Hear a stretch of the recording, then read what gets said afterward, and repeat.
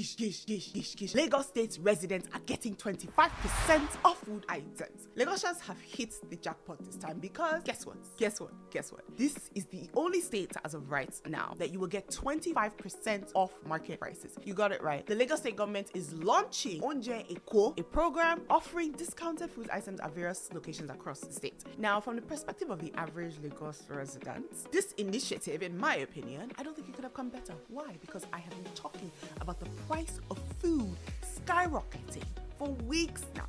So 25% on essentials like rice, beans, vegetables, it is going to be a lifesaver for many, many families. However, there are a lot of people who are skeptical and they are wondering if this initiative is, like a band-aid solution to the deep-rooted issues, which I'll discuss later. Now, while discounted prices are undoubtedly beneficial in the short term, what again? Question is, do you think this is sustainable? Comment down below. Let me know your thoughts. What do you think about Onje Eko? Onje Eko is attempting to address systemic issues like driving food inflation, all of that. But again, people are skeptical. The reason why people are skeptical and people are giving Onje Eko a side eye, people are wondering if it's a political ploy to butter up the citizens without really fixing the issues. Like when we dig deeper to what's happening, right? They're implementing a voucher system to prevent sharp practices, as the commissioner put it.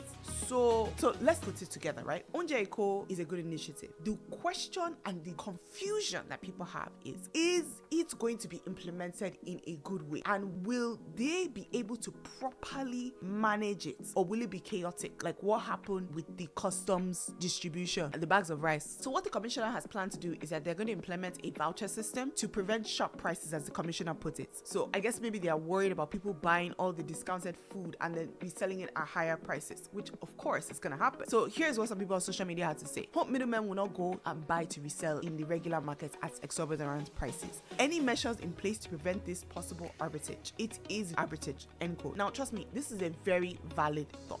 Because at the end of the day, I think that people can be really, really badly behaved, and it's something that you have to create concern. The vouchers, though, which have been put in place to ensure that people are not taking too money, not getting too much goods at 25% off. Process of getting that, what is going to happen? Is it going to be a hassle? Because we all know that anything that has to do with Nigeria, when it's not organized properly, it's a hassle. I saw videos of them already doing the distribution, and I could see people pushing, I could see people elbowing each other, I could see people it was just look chaotic. Like it was a stampede waiting to happen.